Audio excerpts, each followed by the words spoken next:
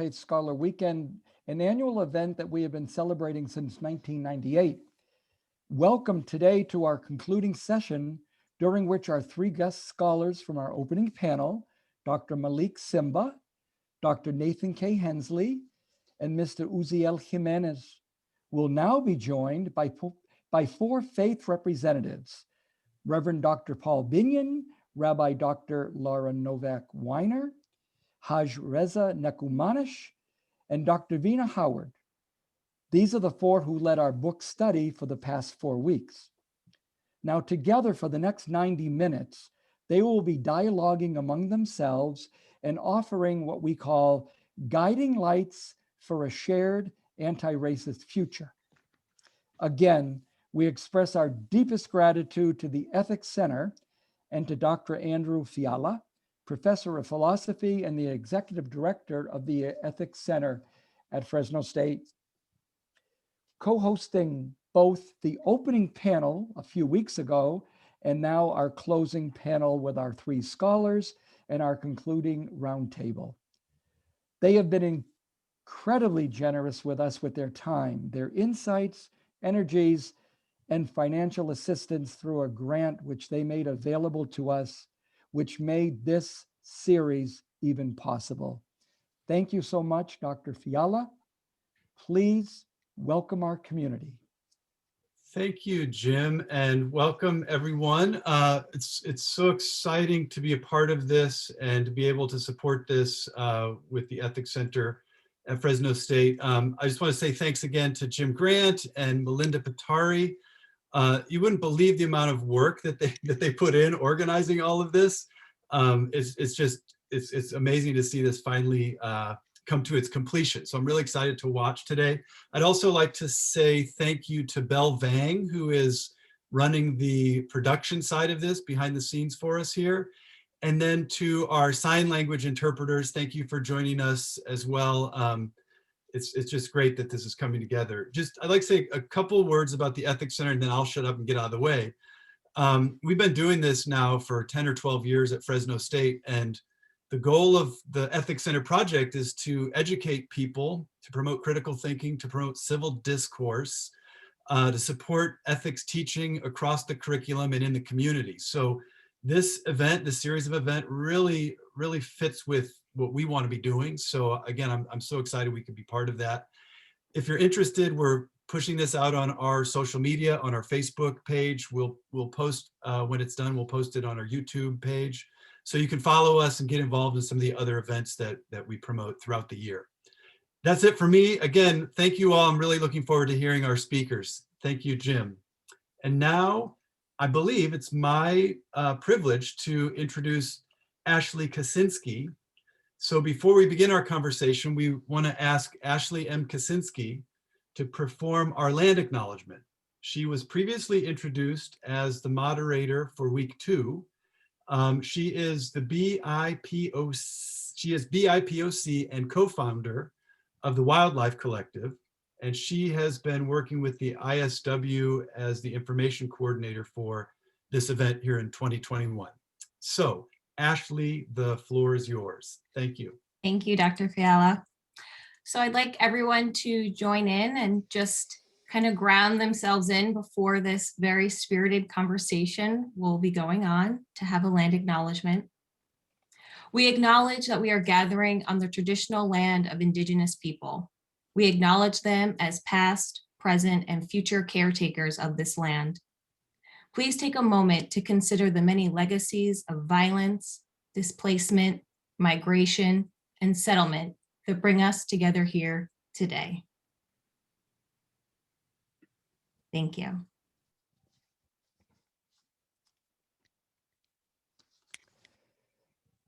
Thank you, Dr. Fiala. Thank you, Ashley Kaczynski. Thank you, everyone who is part of this project today. We will now begin with brief opening statements from each of our panelists, all 7 of them. They will speak so that there will be an essential guiding light being shared in one form or another to help us create, locally and across the country, an anti-racist future. Now, since they've all been introduced at length in other broadcasts, today will be very brief. But if you would like to join our conversation, please take advantage of the chat box. And as time allows, the panel will also address, as they can, your questions. Dr. Veena Howard, professor and scholar of Hinduism and Jainism and other religions of India and Gandhi's philosophy, would you please start us off this afternoon? Good afternoon, everyone.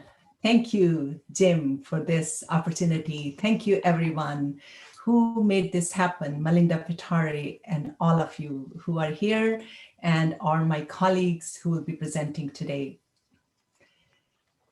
I read this book and I work on Gandhi and I work on various religions of South Asia, originating in South Asia.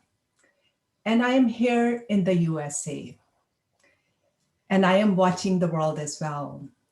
I feel that we are on a very important juncture to really bring to life this idea to begin again. We have responsibility as teachers, scholars, and faith leaders and citizens of our communities. I quote James Baldwin's words, "An old world is dying, a new one, kicking in the belly of its mother.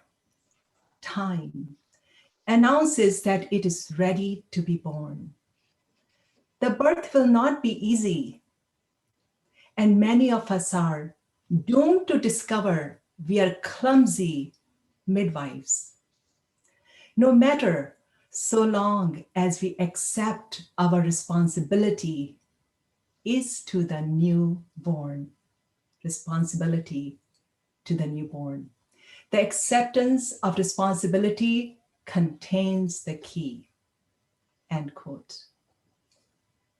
Hindu, Jain, and other philosophical and religious traditions of India provide the similar metaphor, birthing, motherhood. Vasudhaiva Kutumbakam is a Sanskrit saying that the entire earth is our family. And Hindus quote that saying quite often, and Jains and other Indic traditions as well.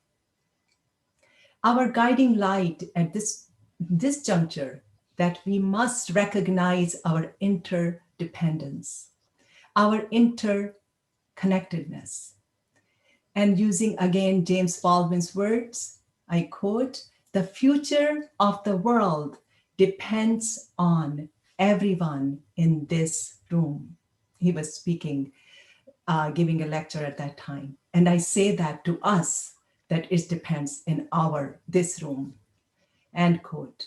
We are the microcosm of interconnectedness and have to mobilize our Shakti, which is a Sanskrit word for spiritual power, soul force, and Reverend Lawson calls it love force, as recognized by Gandhi, Reverend Lawson, Cesar Chavez, and many others, to overcome the forces of hatred, racism, sexism, and all forms of violence. Guiding light. We have to question our religious practices and beliefs. The ones that might have traces of racism, sexism, etc. We have to purge ourselves from any divisive ideologies that we learned in our childhood. We have to use our pulpits and platforms to raise our consciousness, build alliances, stand up against any forms of violence, hatred, and bigotry. It is our moral duty to make allies with our critics, those who hold different views than us, to build a culture of love, justice, care, and transformation. The other is not the other. It is our very own self, says the Bhagavad Gita, an ancient Hindu text. I thank you. Thank you, Dr. Howard. Thank you so much. Now I'd like Dr. Malik Simba, who is the Professor Emeritus History of Africana Studies at Fresno State University, to offer his own opening thought for us to discuss this afternoon. Thank you, Mr. Grant. In 1993, the great Marxist historian Herbert Aptheker published his book. The title, Anti-Racism in U.S. History, the First 200 Years. The book is entitled Anti-Racism in U.S. History, the First 200 Years. Dr. Aptheker was motivated to write the book after giving a lecture on John Brown. One student exclaimed, and I quote, "Did I hear you correct? Did you say John Brown was white?" The resistance to racism and all forms of political and social oppression is cross-cultural and has always been cross-cultural. Another example of whites fighting against racism that Dr. Aptheker cites in his book, Anti-Racism, is the case in 1783, Commonwealth versus Jennison, Commonwealth versus Jennison, Commonwealth of Massachusetts, which established the freedom status for Blacks in that state of Massachusetts. Think about this. Quack Walker is a runaway slave. And he runs to two white gentlemen who believes that morally and ethically slavery is against biblical scripture and God's vision for humanity. Those two people cited in the book Anti-Racism is Seth, S-E-T-H, and John Caldwell. Okay. The case of Commonwealth versus Jennison not only freed Quack Walker, but freed all slaves in Massachusetts. Like the Caldwell brothers and many others cited in Dr. Aptheker's book, Anti-Racism in U.S. History, whites today are taking a stand against racism, and the phrase is to end racism. And I think we can quote Dr. King's observation that an injustice anywhere is a threat to justice everywhere. I believe that bearing witness is a guiding light to observe, and in Spike Lee's words, to do the right thing. In 1857, to celebrate the emancipation of slaves in the West Indies, the famous Black abolitionist, Frederick Douglass, gave a speech. I'm going to quote from the speech. "If there is no struggle, there is no progress. The struggle may be a moral one, and it may be a physical one, or it may be both moral and physical, but it must be a struggle." In the 1960s, I was involved in an organization called Student Organization for Black Unity, SOBU, SABU, Student Organization of Black Unity. And the motto of SABU was study and struggle. After reading Pastor Binion's comment or statement that he will share with you about how he counsels young people who are faced with crisis concerning racism and so forth.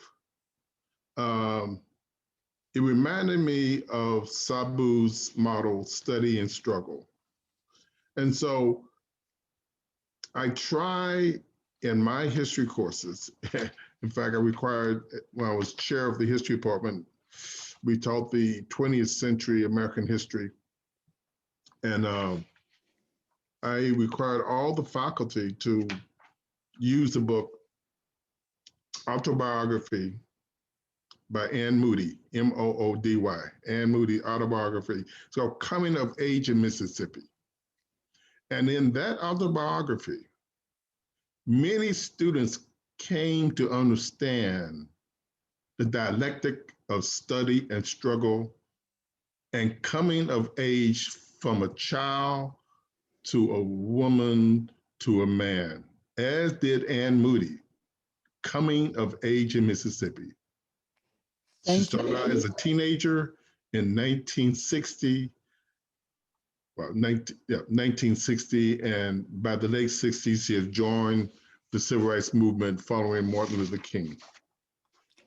I think I want to conclude with this idea of study and struggle. People say, well, what should I do now? Well, you study, and you study the correct history. Not the history that Donald Trump wants to do with the 1776 project, which is the glorification of famous white men, versus the 1619 history project that looked at people like Seth and John Carwell, looked at whites who fought against slavery. So young people can identify and create their identity in the progressive dialectics of history. For those, as Dr. King says, understood, you fight against injustice everywhere. Cross-culturally, may it be anti-Semitism, anti-Asian American, Pacific Islander, the thing that happened with Mr. Floyd and others, you fight cross-culturally, not within your own backyard. And that's the weakness that I see today, that people can struggle, but they only struggle within their own cultural interests. These struggles are interconnected.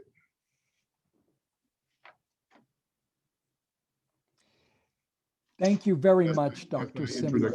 Thank you. Thank you very much. Uziel Jimenez, anti-racist educator and co-founder of Fresno Ethnic Studies Coalition.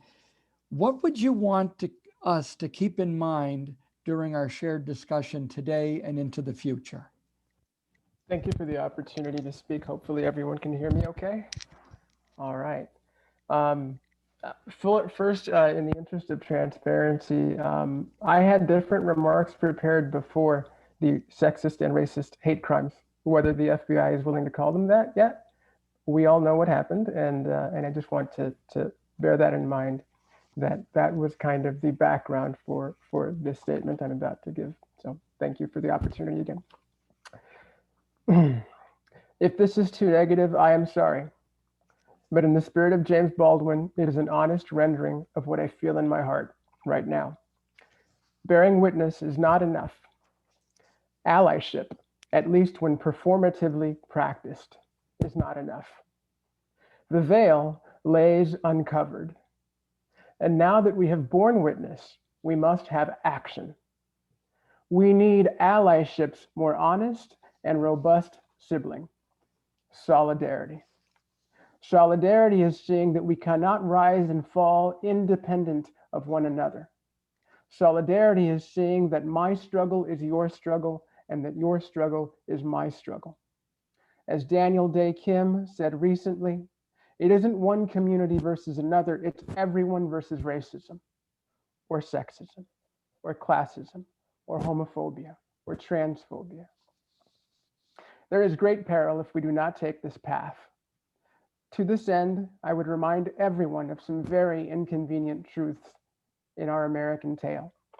Firstly, the man who murdered Philando Castile shared my Latinx, specifically Hispanic American ancestry.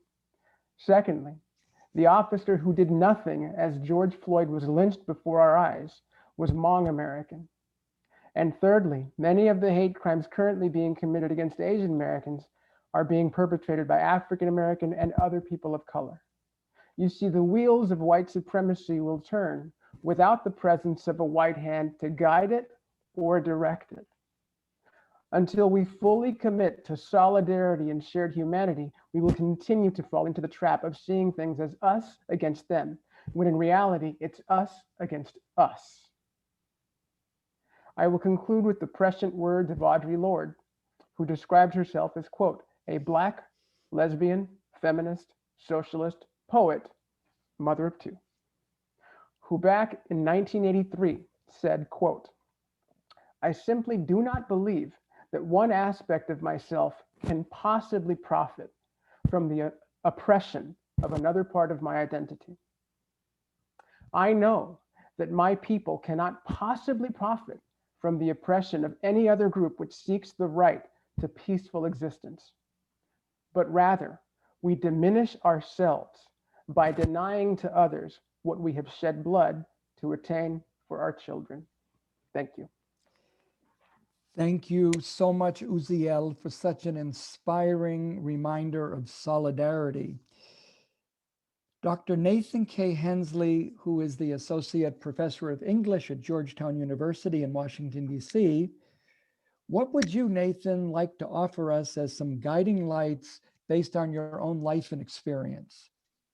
Thanks so much, Jim, and thanks to everyone. I just want to echo everyone's thanks to Jim and Melinda and my fellow panelists. It's an honor to be part of this discussion. If there's anything at all that I could offer to this conversation about how to think towards an anti-racist future and how our work as teachers and educators and activists might help bring that future into being, it's just two small points, both of which come from my, I guess, position as a teacher of English, or the history of literary expression, you could say. So the first principle, and you'll hear echoes with what Dr. Simba just said, the first principle is historical consciousness, and the second one is sensitive reading, study and struggle. I'll take the second first, sensitive reading.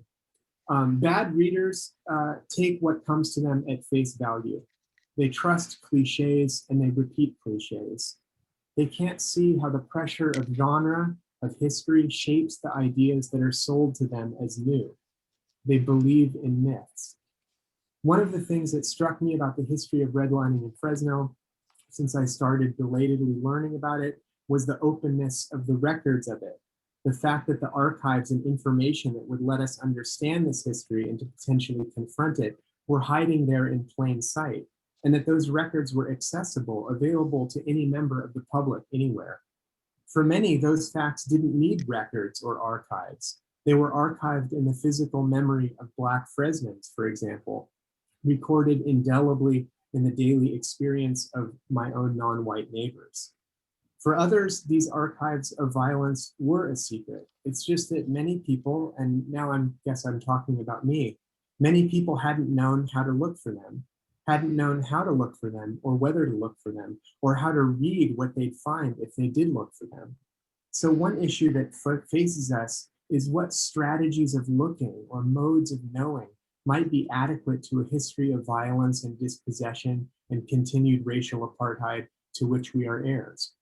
We need better ways of reading our past. Related to this is my other point, historical consciousness. I would submit to you that fully coming to terms with the catastrophic history of racism in our hometown requires that we know the present as a kind of ghostly replay of a long past. This past, which none of us alive today had anything truly necessarily to do with as individuals, nevertheless implicates us all, involves us all. It has never gone away, and we all, regardless of race, bear these histories into the present in our own bodies.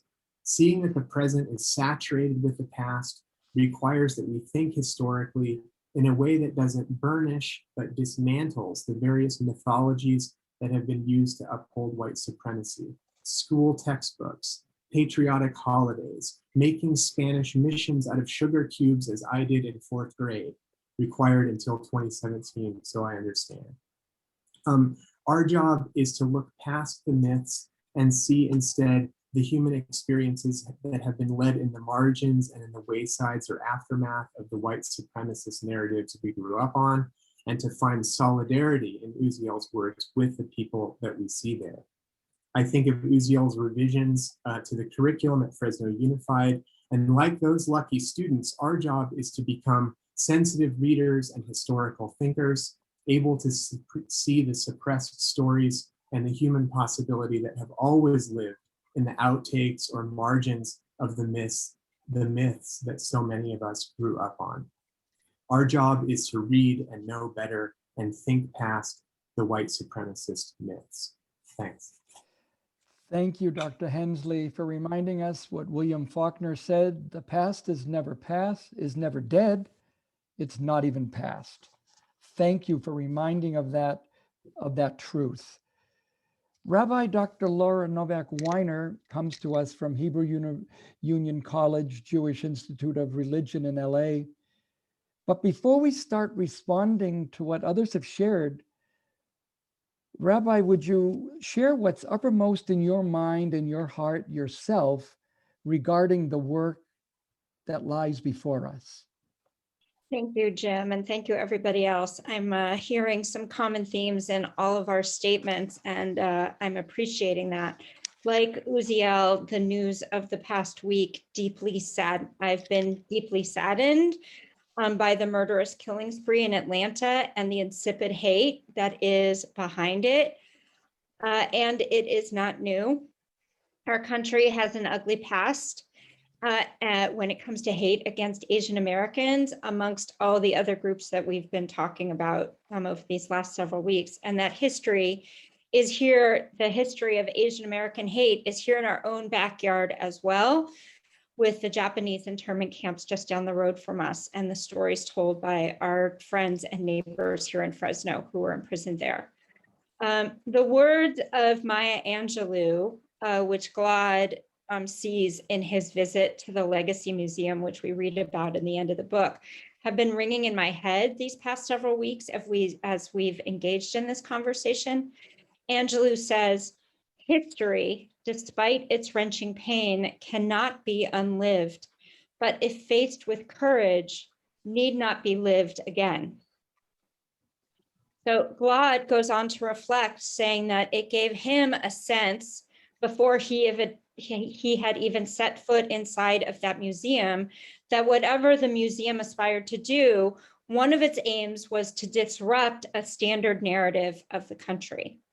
So with all great respect for the historians and the museum educators in our midst, museums are incredibly important, valuable institutions of memory and witnessing and storytelling, and they are not enough though. We cannot change the past, but we can change the way we talk about it. And if we're going to change the lived experiences of our community today and in the future, we have to move that conversation about the narrative of hate and racism and anti-racism outside of the museums and into our halls of justice and legal systems, our schools, our civic institutions, and our faith communities.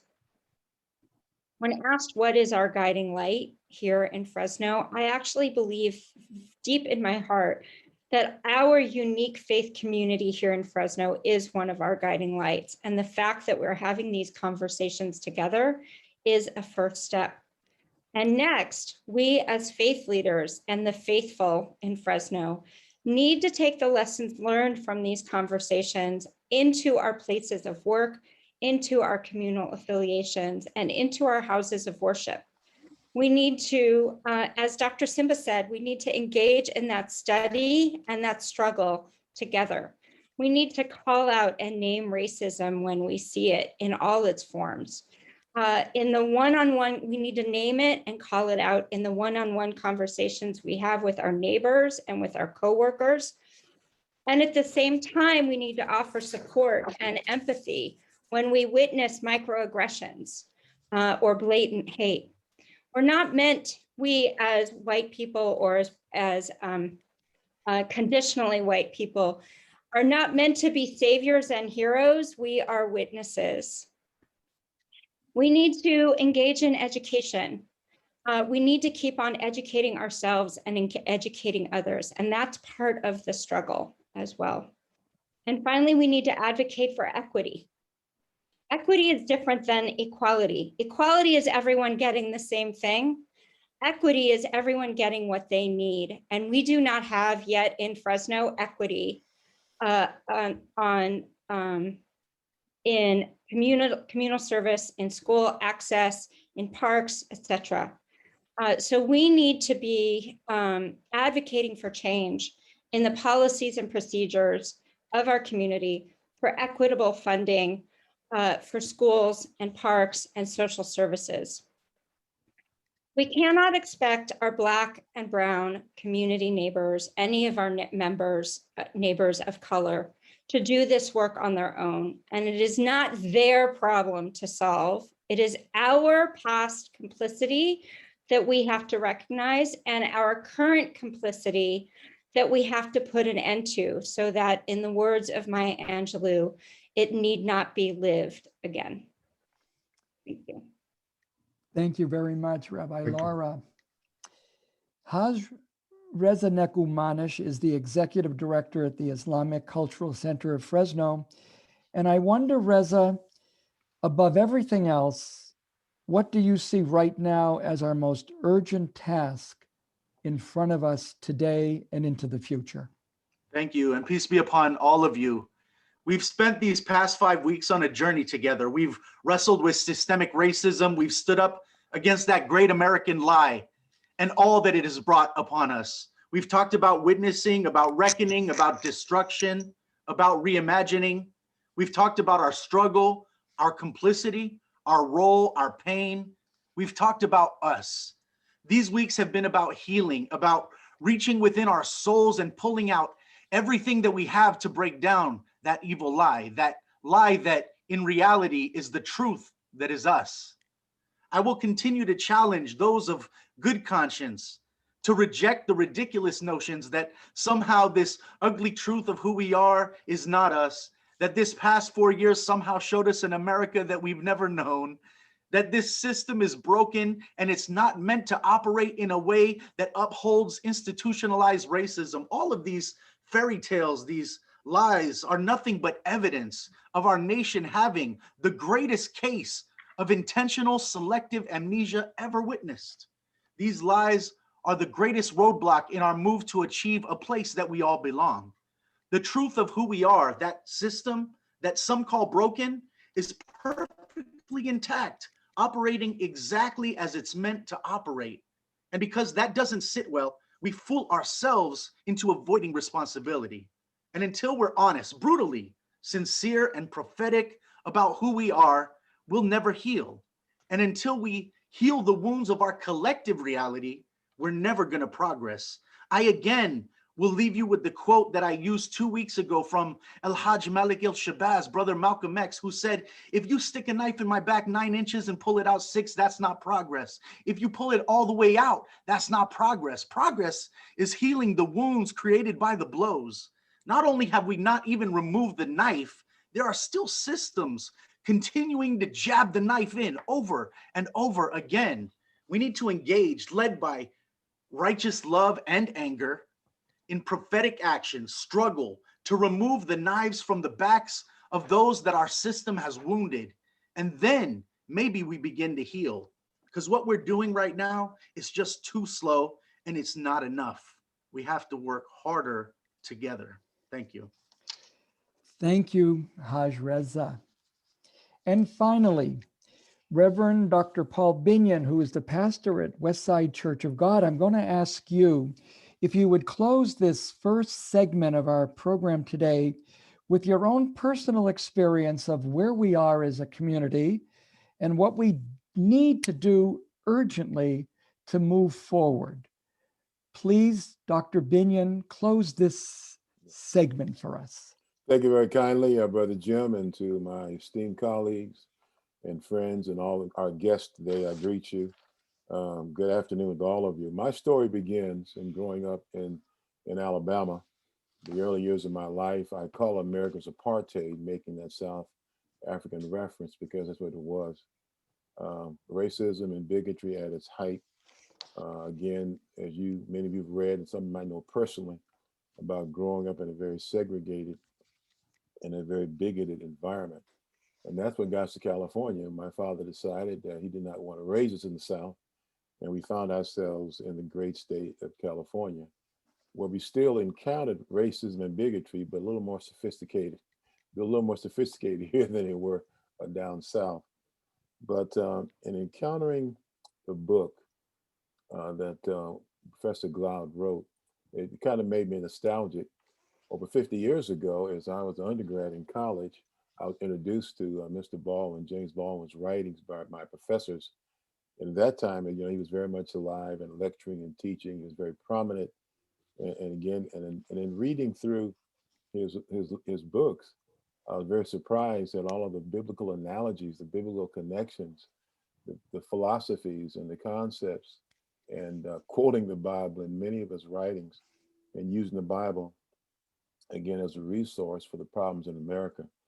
And then in becoming a Christian myself and a follower of Jesus Christ, and then called to ministry and even pastoring, I began to study the Bible.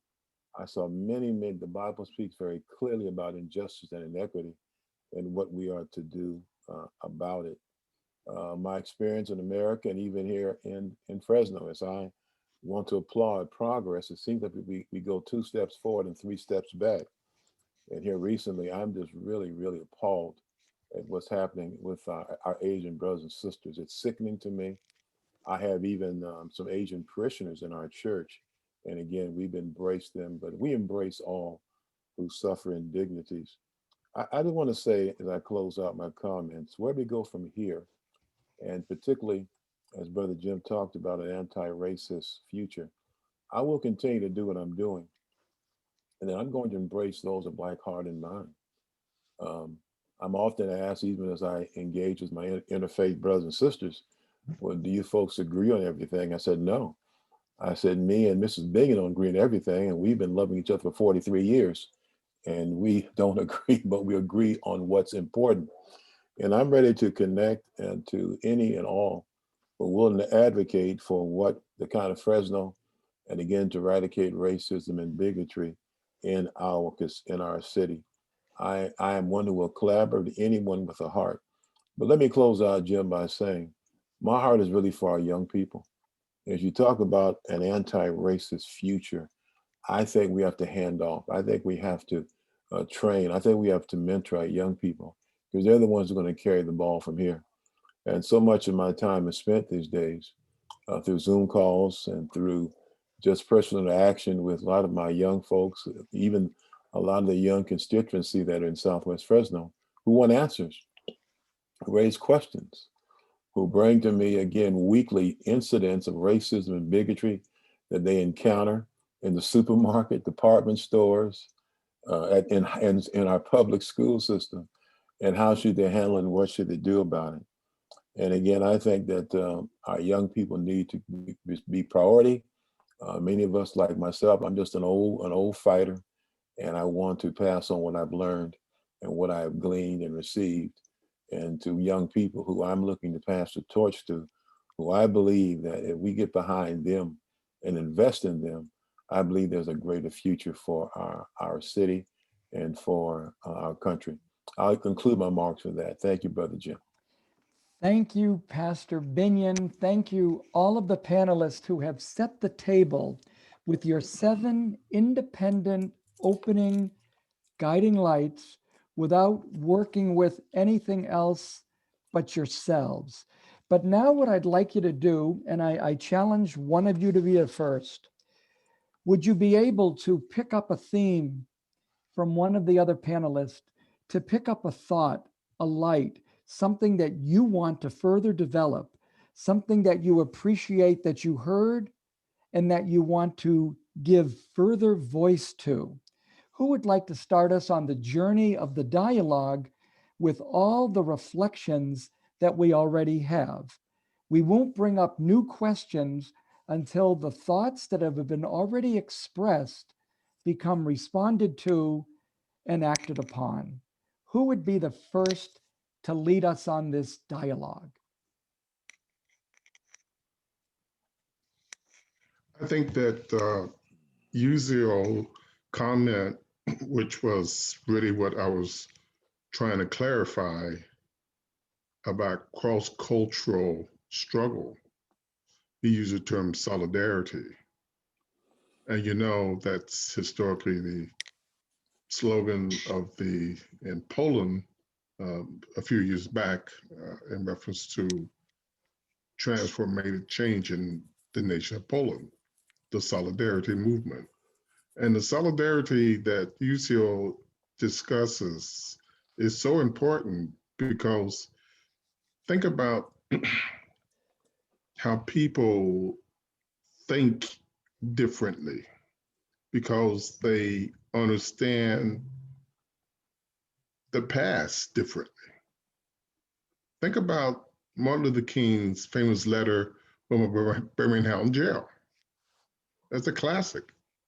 Christian ministers came to him, white Christian ministers came to him and said, well, why are you in there? He said, well, why are you out there? You see. So people, they have a disconnect because they are centered differently socially.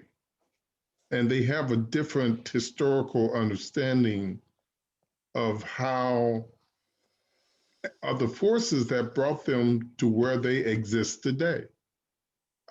I have a GOP guy, a friend who I used the term, we were in conversation and dialogue, I used the term a reference to America as a nation of immigrants. He got so outraged, he could barely speak. He started actually crying and pounding the table that this is not a nation of immigrants. This is not a nation of immigrants. So what the UCO is doing on the academic level early on, I think that is crucial. Do you teach young children about the 1619 Project? Or do you teach children about the 1776 Project, which is a project of white supremacy? And that was the platform that Donald Trump posted on the White House, server. Yeah, the struggle is real. And Pastor Binion and Reza, as faith leaders, and Rabbi Weiner, it is a moral struggle about right versus wrong, right? But Old Testament history knows that it is also a physical struggle. Solidarity is the key. Teaching young people a different type of understanding. And that's why Dr. Aptheker wrote the book, Anti-Racism in American History, so everybody would know who is Seth and John Caldwell. So, Jim, can I jump in? Yes, please jump Rabbi in. Lorde. When you think of jumping in, jump in. Okay, I'm going to jump in and pick up where Dr. Simba just left off with we in the Jewish community are just days away from the beginning of our Passover observances. And Passover is the story of the exodus of the Jews out of Egypt, out of slavery, of the Hebrews out of slavery into freedom, and wandering in the desert for 40 years, trying to find themselves.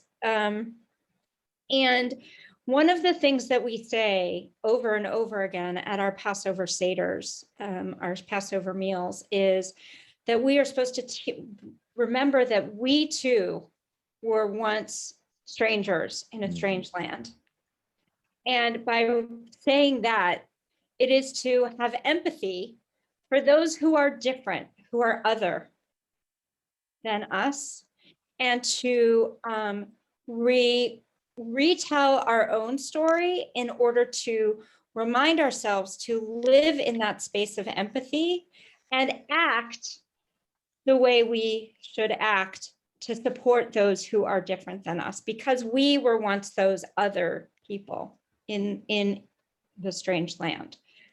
And so I think that that is part of this solidarity that Dr. Simba is talking about. And it's also part of this thread of conversation that I'm hearing in our words, as well as in the comments and in the chat about, like, well, how do we actually do this? How do we preach to the choir? We're just preaching to the choir.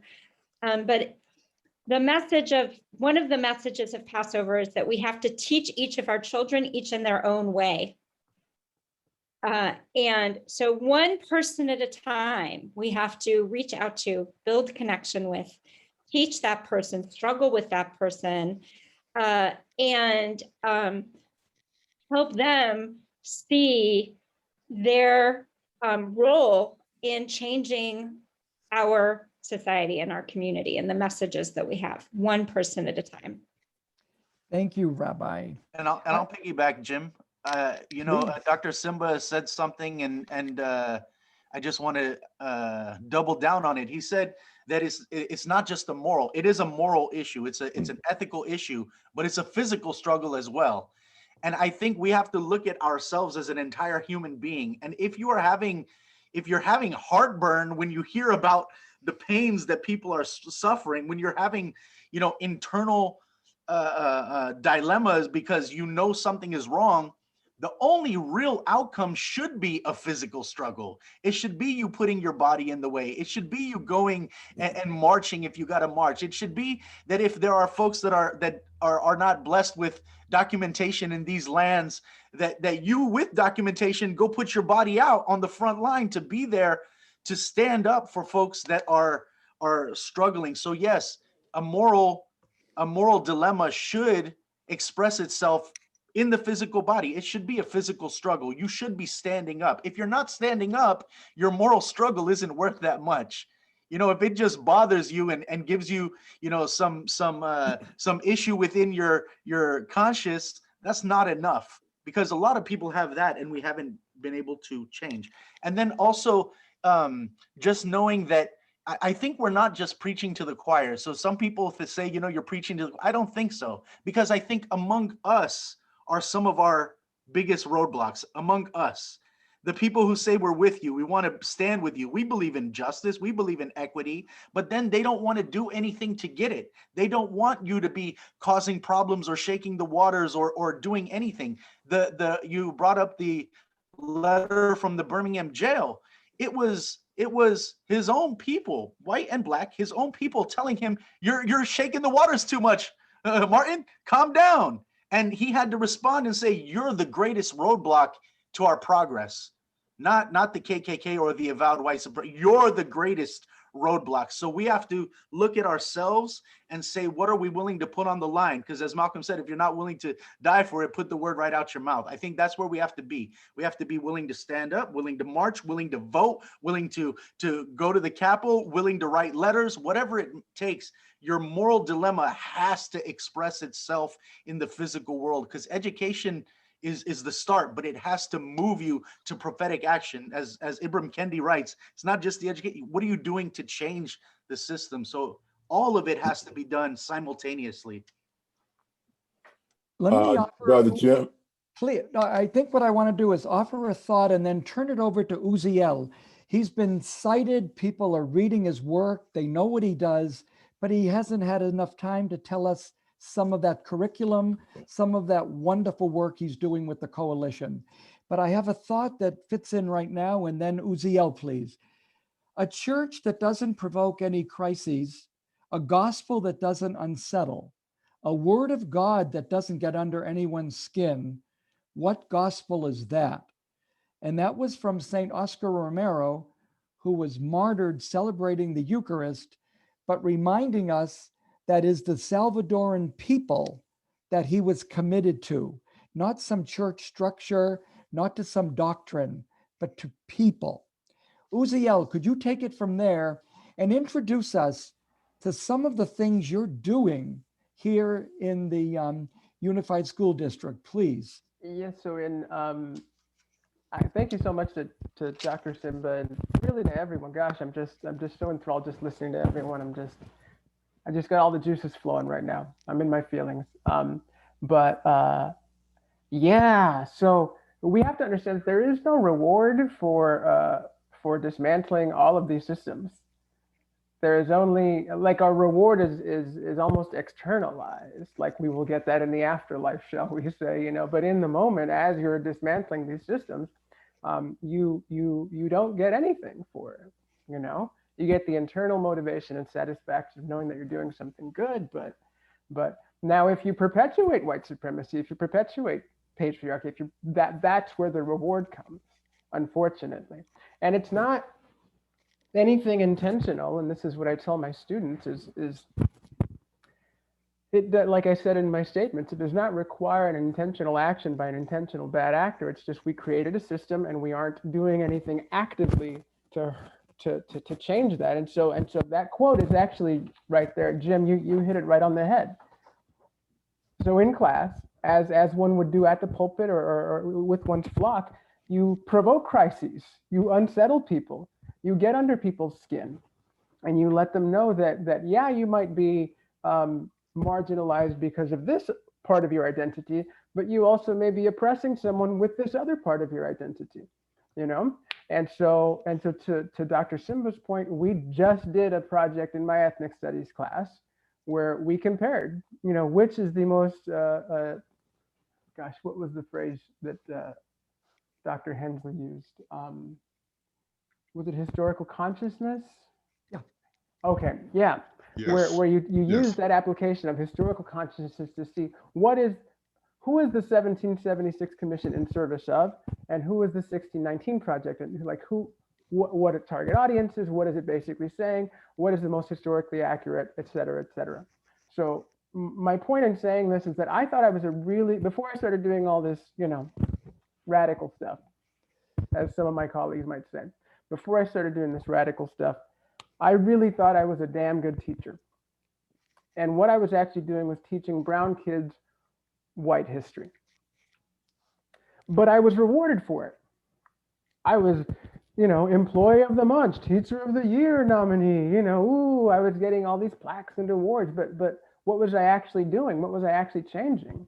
And I would say very little. Like, my students liked me, like, all right, now we know these lyrics to Hamilton, so what?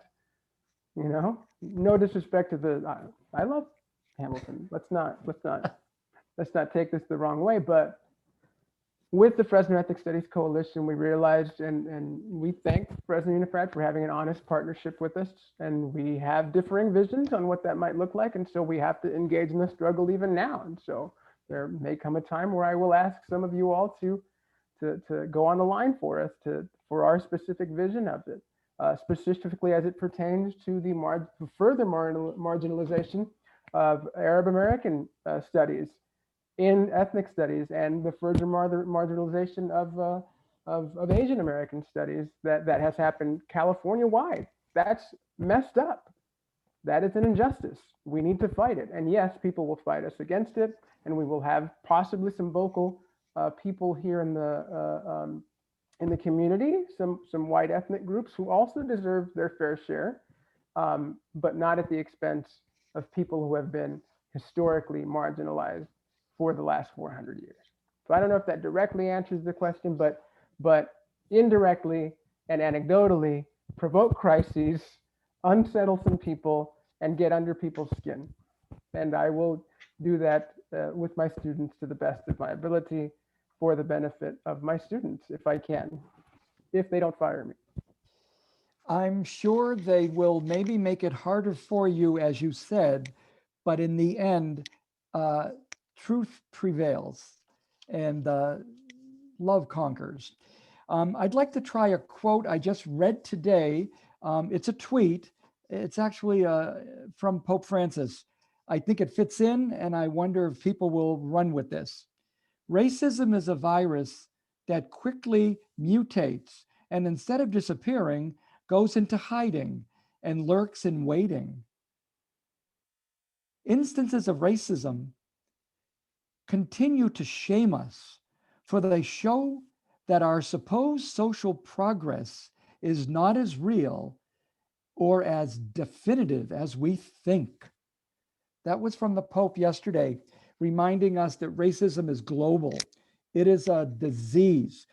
It's a pandemic. Would anybody want to address, who hasn't spoken maybe as much, maybe Nathan, maybe Vina? Well, we haven't heard from Pastor Binion yet. Yes, Pastor Binion, could you weigh in on this right now and bring in the reality of the funerals at your church this week and the need for us to see the inequity of the whole system of healthcare, which is obviously becoming super exacerbated by the pandemic? Well, let me say that Brother Jim is referring to this past week. I've had 4 funerals, and I've done dozens of funerals the past few months, dozens, and primarily African Americans, not always African Americans, but our congregation and community, you know, is very diverse, and that's also our ministry and our outreach. But primarily, in most cases, they were COVID related, as you know. Our folks and many of our folks, because of their demographic, don't have access to much health care. And so in so many cases, many of the cases that we've dealt with, the initial diagnosis was cancer or heart problems, but COVID really pushed them out of this world. And in many cases, my constituency, they caught COVID at the hospital. They caught COVID in medical facilities. They encountered COVID. But in so many cases, the disparity, the inequity in our medical system, not having access to health care contributed not only to sickness, but also in many cases, death. And it is really, you know, with all of the things that we say, we progressed, again, as I said earlier, it seems like in America, we take 2 steps forward and 3 steps back, you know, all the time, 2 forward, 3 back, 2 forward, 3 back.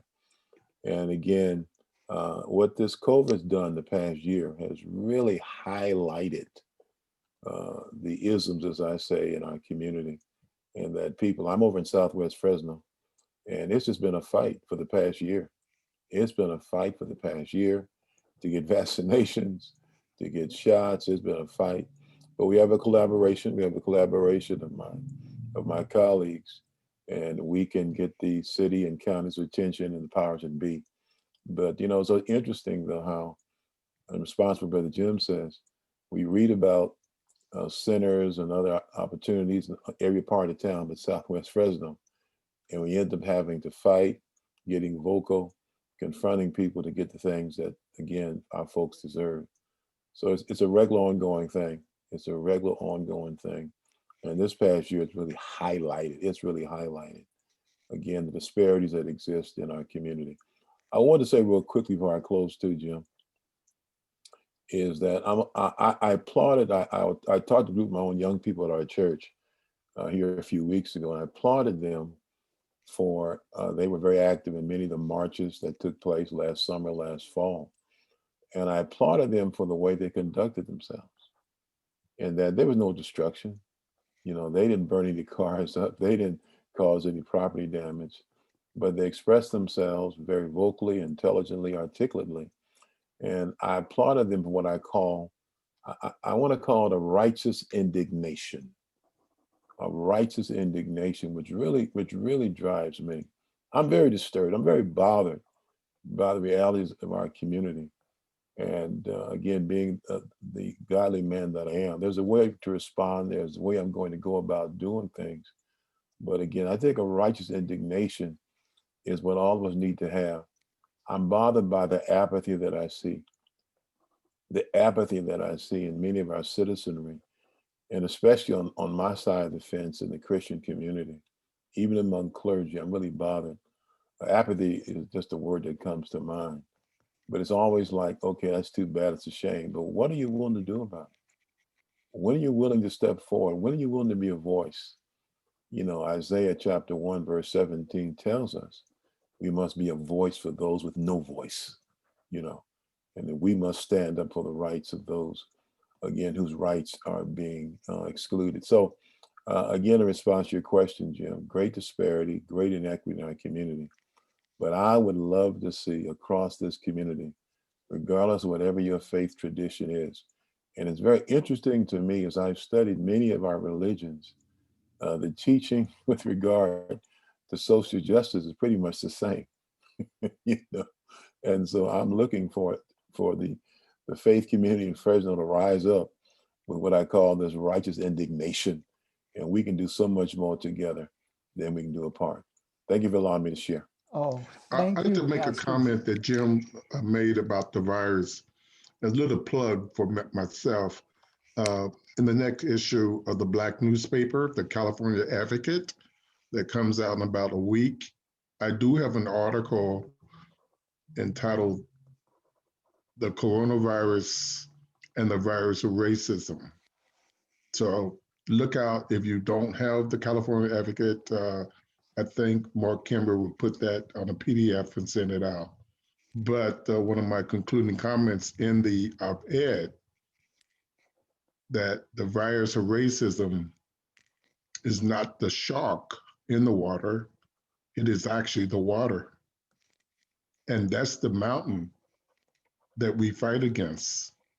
And it is a cultural history that is so weighted and so heavy and so ingrained that the virus of racism, you become infected and you don't even know it. You become infected and you don't even know it. And a lot of it is what UCO is trying to do at the elementary and secondary school, trying to change how you see the virus and how you can defend against the virus by understanding the correct history of progress that brought us to this point in time. The forces of progress versus the forces of reaction. That is Martin Luther King's comment to those ministers who came there.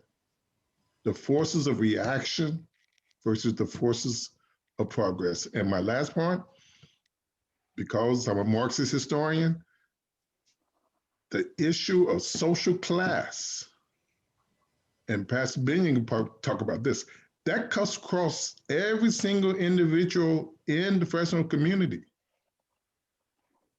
That infection of the virus, the coronavirus, and the virus of racism is class driven. No matter if you're rich or poor, live in North Fresno or South Fresno or West Fresno. I wrote an article, famous article on a case called concerning the Mississippi Chinese. Yeah, the Mississippi Chinese. The case is 1924, Gong Long versus Rice, G-O-N-G, Gong Long, L-U-M. You can find that on the website that I work with called the Black Past, Black P-A-S-T. Okay, it's been published elsewhere, but I tried to bring together histories that are interactive. Chinese in Mississippi, oh yeah, the Mississippi Chinese and the freed slaves or the freed people. And what happened in their interaction in the 1870s, 1880s, when two cultural groups come into contact, and how progress or not is achieved. The case, Gong Long, G-O-N-G-L-U-M. Thank you. Thank you, Dr. Simba. I wonder if Dr. Howard, who opened with such a powerful insight from, you might say, from Eastern traditions, from India, from the different faiths of that country, of that major subcontinent. And then with Reverend Lawson as being such a close partner with her, and Lawson going right back to be the strategist for Dr. MLK Jr. Please, Veena, could you bring us with some insight as to how to make all this come together, shaded by the wisdom from your own tradition and from Dr. Lawson that you've somehow put together? Thank you, Jim, and thank you all for your wisdom and insights. There's so much food for thought and so much inspiration for action and so much passion for action, and I really appreciate that. So just a few things are percolating in my mind, listen to many of you about the moral struggle. The moral struggle is never separate from physical struggle, mental struggle. Is always is connected. The moral struggle really calls out, it's your moral duty to stand up. It's not a choice. And with religions, what I find when I teach religions, many of our texts have those sprinkled through ideas that have kind of inspired some groups to pick and choose those verses, those sentences, taking it out of context, or using a 2,000 years old text to put in our modern context. So I think what Gandhi did and what Dr. King, what Reverend Lawson does, rethinking their own religious texts. And who can do this? Only those who are believers of that religion, not a other person, but you have to purge your own texts from those kind of, or reinterpret them for our context, because we know religions unite and religion also have been sources for divisions and violence. So I was talking to Reverend Lawson the other day, and he says, I don't call myself Christian. I call that I'm a follower of religion of Jesus. Very interesting. And then he calls out 4 kinds of violence: racism, sexism, all kinds of violence, militarism, and then he calls out plantation capitalism, economic violence, which continues. So I think it's very, very important to think about all forms of violence. So one of my students wrote in the chat is that Pope Francis is just talking about racism.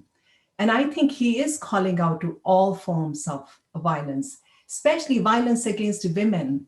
Every time there was a fight, a problem, India's a partition in 2 countries, women were the biggest victims of that. And we need to really, not only the racial, now we saw in Atlanta, it's not just race, now it's implicated into gender. Now it is then third is marginality, then economic conditions. So now you are putting all these forces together. Then the project becomes very, very difficult, as Jimenez told us, right? It's not just simply bearing witness, it is action. And what Reza said, it is called to action, doing something with our bodies. And that requires sacrifice. And we all know that. And that requires, and Dr. Simba, I always wanted to meet you, but never had chance. And now I'm so glad to have met you, and I'll write to you. It is, and what Pastor Binion said, we need to really talk to our young people. I'm so sad about our young people. They don't know what to do. It is so much news coming at them, all directions, how to sort it out in this pandemic era. And I think we all should take this pledge. Don't just call them millennials and degrade them. Don't just call them by names. They're not empathetic. They're very caring people. They're very wonderful young men and women, all gender. They're thinking really deeply. They are really looking for guidance. And I think one thing I want to do, if I can in my life, it is to give hope to our young people, give direction, give teaching in a way, share and learn from them in return. So I thank you, all of you. And Jim, thank you for this opportunity. Thank you so much, every single one who has said anything. It's all been so useful. We are getting to the point where we're almost wrapping up. So let's give a question that is going to be super practical. Who wants to put on the table certain resources, organizations, websites, or things that you know could lead us to do some solidarity, to do some fraternity, as the Pope asks us to do? Who would want to start giving us practical suggestions for how to move forward towards our anti-racist future? Practical ideas. I have some practical ideas. You There- ask an educator, what should I do? I'm going to tell you what to do to learn. Okay, I have a couple ideas. Some of it I already put in the chat. First, when it's safe, invite a neighbor or a coworker or somebody from your house of worship who is ethnically different than you to a cup of coffee and just get to know them and hear their story and give witness to their story. Go when it is safe, or even now when we're still worshiping online, go to church or synagogue or Juma prayers. Juma prayers aren't online, but or go to the Buddhist temple, right? Whichever house of worship is not yours, go to a different one. We welcome you all. I know that I really get a great deal out of connecting with my brothers and sisters when I'm at the St. Paul Newman Center or when I'm at the Islamic Cultural Center, right? And engaging in worship with them because it's super meaningful and it's personal. Also, the internet is an amazing thing and has phenomenal resources. I would like to ask everybody to Google for themselves videos about how to not commit microaggressions that are racist or homophobic or transphobic or any of those other forms of hate that I'm missing at the moment, right? That there are things that we say and that we do that are sort of inbred in us from just living in this country that are not welcoming, do not portray empathy and belonging, and are at their core aggressive. So I'd like people to learn about microaggressions. Don't just throw that term out as something that those fragile snowflakes think about, but actually do some real work about microaggressions. And then finally, I'd like to charge people to read books that are written by authors of different ethnic backgrounds than you, or cultural backgrounds, or skin colors than you. Read books by those authors. And one of the organizations that is very, very active here in Fresno that I would like to encourage, two organizations that I would like to encourage people to become aware of and get involved with are the Interfaith Alliance of Central California, which does work on bringing interfaith groups together to learn together about each other, and Faith in Fresno, which actually does work, advocacy work, to make change in our Fresno community in order to better the lives of all of our Fresno residents. That's your homework. Thank from you, Dr. Rabbi Laura. I can't wait to get started. Whom else would like to add a few more resources? Because there are more ways for us to be active. Jim, I would say for especially teachers like you, Cyril, who teach at the lower levels, we have two examples to teach young people what not to do on social media. And that is the Teen Vogue incident. Just Google that, you'll see it. and what happened on the pop culture show, The Bachelor, okay, in which young people, 17 and 19, posted racist commentary on social media. And it came back to, at this time, destroy a part of their life. So I think the question is what advice that we can share. The youth is the key. And we have to give them examples of what not to do in reference to expressing racism and reflecting upon their own racism. So those two examples that are very current, teenager, Teen Vogue, and The Bachelor. That's how you teach people from real life incidences that they can relate to, because they're going through the same thing as young people. Thank you, Dr. Simba. Dr. Howard. All ditto to all. It's all great ideas. It's building on that. Reverend James Lawson offers monthly workshops at age over 92, now on virtually. So I think I'll send you the link. Anybody can go, it's free of charge. And I'll be, we are sponsoring with Fresno State, James Lawson Institute, where he teaches tactics and theory and history of racism, sexism, and how to confront it. It's going to happen on April 5 and 6. And I'll send the link to Jim, and Jim can, and it's also first time, is open to public and free to attend. So those are, it really shares with you the tactics, how to really hands-on tactics to confront racism.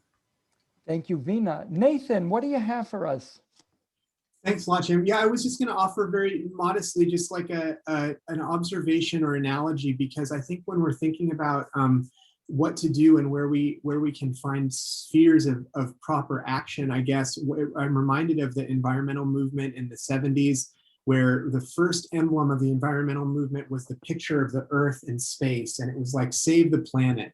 And what that has proven to be, I was very persuaded by the idea that thinking of the massive scale of that project has proved disenabling actually to the work of actually getting your hands dirty in the struggle. And so I think that the question of the topic of racism in America is so massively scaled, even racism in Fresno. But if the question is about, do people have housing? Do people have something to eat? Can people get a suit to wear to an interview, or just to have clothes?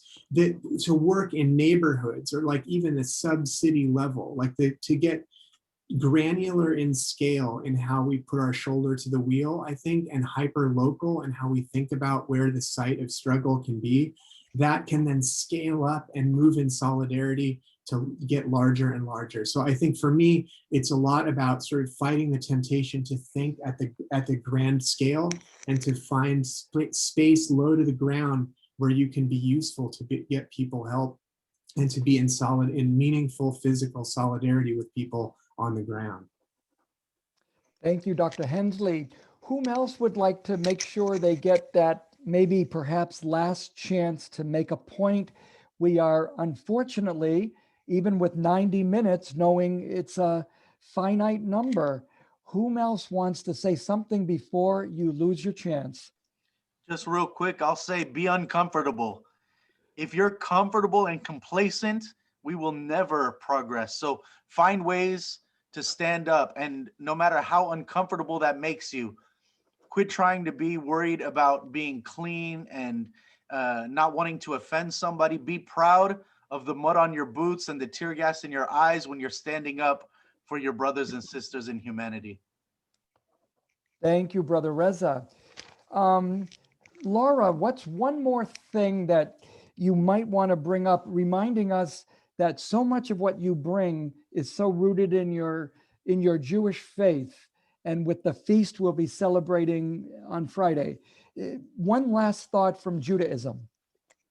Well, it's not a thought from Judaism, but It's okay. maybe I'll get it there. I was going to say, in response to my brother Reza, yes, get uncomfortable, but also stay safe.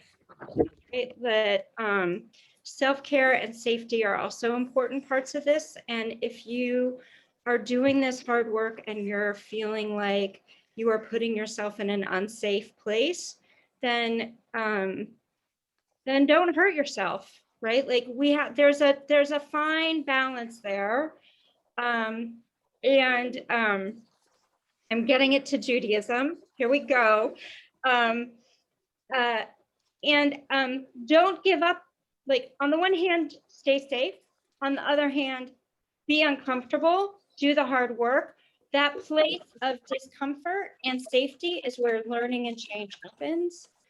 And think that we're going to get it all done. And here's the Jewish part in it.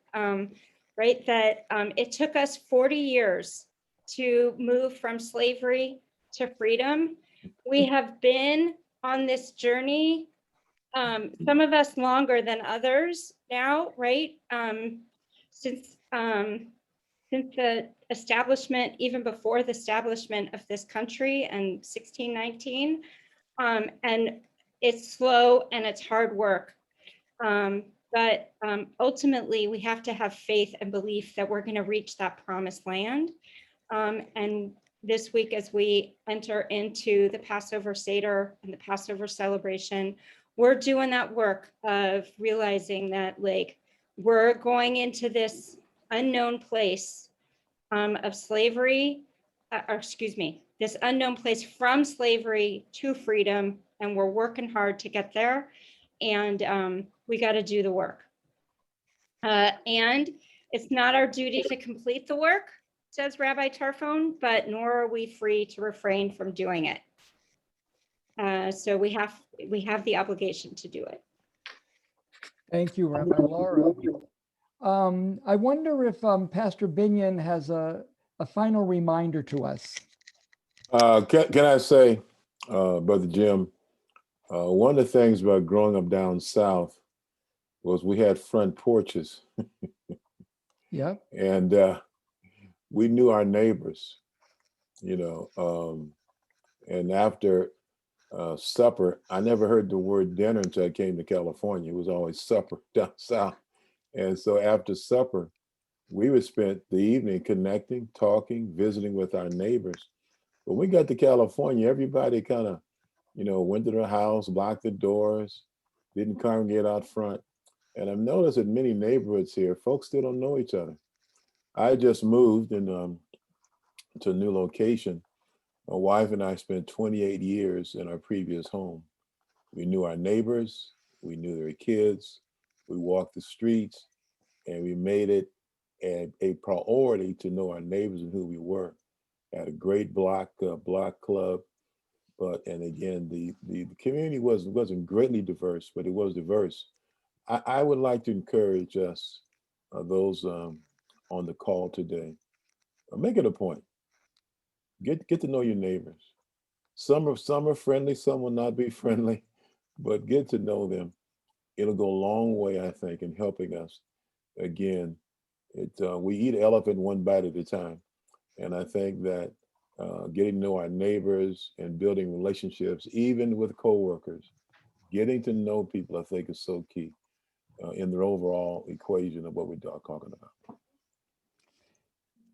Dr. Simba, I wonder if there's one concrete example of something you would like to challenge us to do as some of the others have actually given us a task. Is there something you would suggest from your wisdom as a professor with students? What can we who are not students, but citizens, what would you urge us to do, Doctor?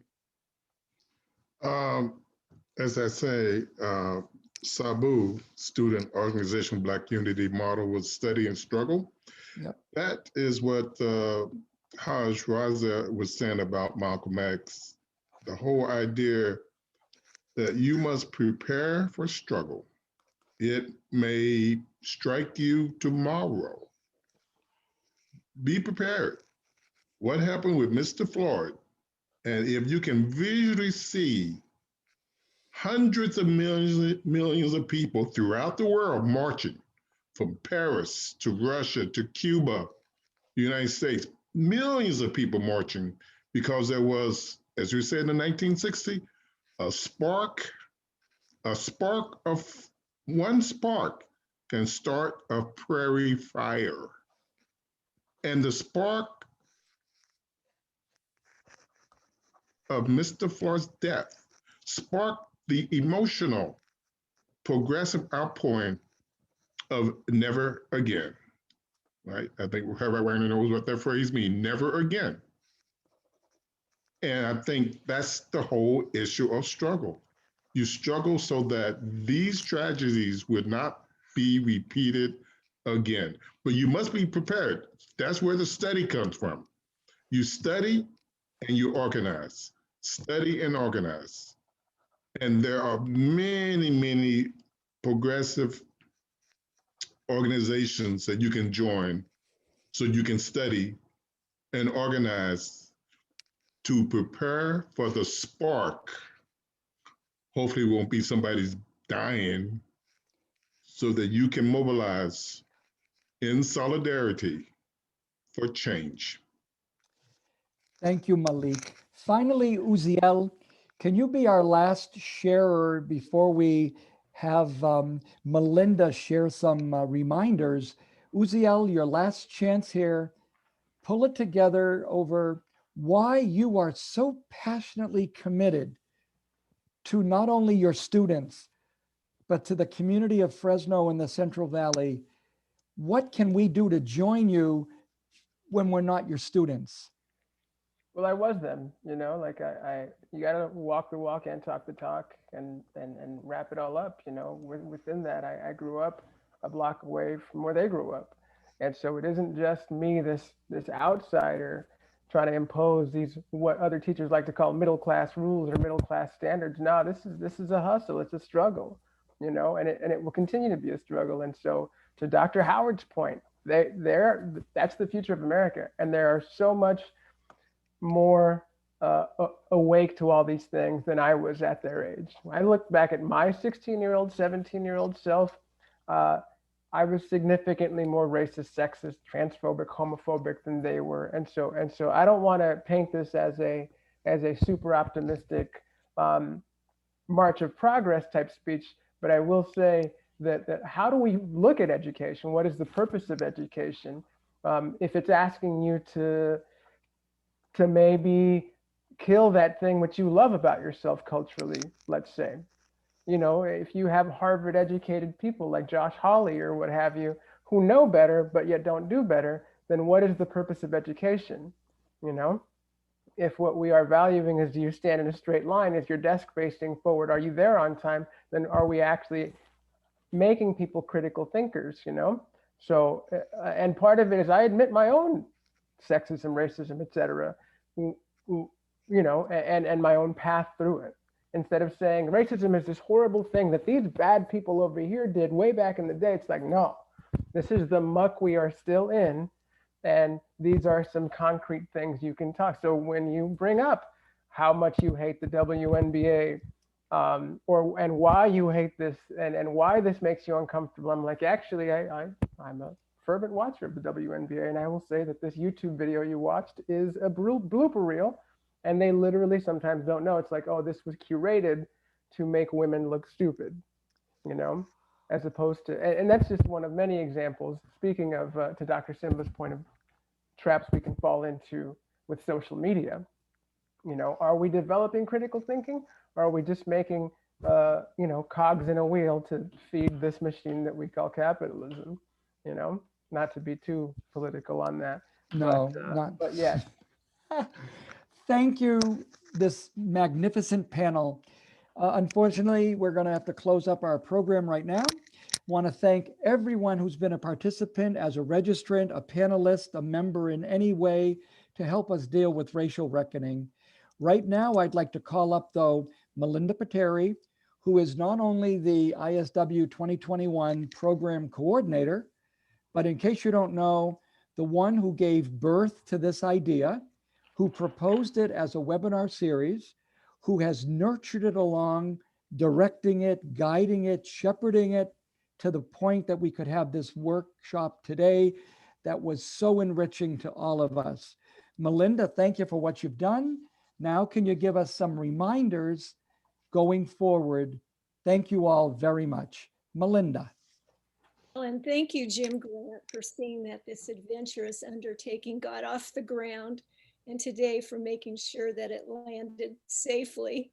We appreciate it so much. And thanks to all of you who undertook this journey with us, including our 3 guest scholars, 4 faith representatives, their 8 respondents, and our 4 book study moderators who all said yes to our invitations. Thanks also to those on our ISW working committee who gave so unreservedly to make this happen. Many of them you have met already through our weekly conversations. However, others, I have to say their names now because they have not been mentioned. That's Dr. Dolores Friesen, Angela Graham, Chris Monahan Bremer, Reverend Norman Broadbent, Marilyn Wall, Marjorie Mulvihill, and of course, Dr. Sue Kapoor. And thanks again to Dr. Fiala, the Ethics Center, and to Ganuki Belvang, the social media coordinator for the Ethics Center, who contributed her technological assistance today and throughout this series. She also created our beautiful ISW 2021 flyer and the image we have on our Eventbrite page. The Ethics Center is just one of the 6 very special partners for 2021, including Fresno City College, Fresno Pacific University, the Islamic Cultural Center of Fresno, Temple Beth Israel, Westside Church of God, and Community United Church of Christ. But in fact, we have more than 40 other sponsors and co-sponsors. We value them all. And you can see them on our web pages and connect to their websites.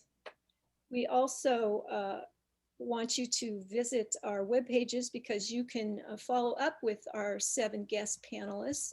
There are ways of connecting with them for follow-up conversations. And we will be adding links on our study pages.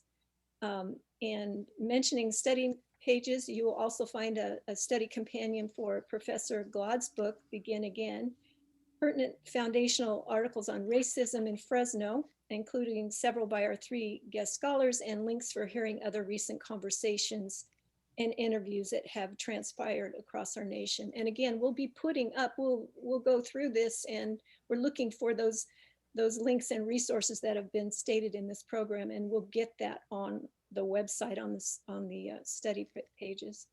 Since all of our sessions are recorded and available, I want to say to the audience, it isn't too late to create an independent Zoom circle for sharing and go beyond sharing. And people have given you great ways to really get involved and stand up and stand out.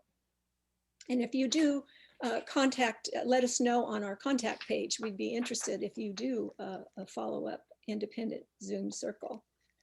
And on to 2022, we'll make a pitch for that together with our visiting scholars, Ched Myers and Dr. Elaine Enns. We will consider the biblical idea of Sabbath economics. So we will get into economics, the economics that predominates and helps undergird racism and systemic injustice. So mark your 2022 calendars for the weekend of March 18th through the 20th, when our Friday evening free lecture will be hosted by Pastor Binion and Westside Church of God. All 6 sessions of our series have been free of charge and are recorded for future viewings on many platforms. Please support our efforts by visiting interfaithscholar.org and clicking on the donate button. So we look forward to seeing you in 2022. And as Jim Grant likes to say, till then, take care, be safe, and have a good week. God bless. Thank you, guys. Appreciate it. Thank you so much. Take care. Thank you so much. Peace be with you. Peace.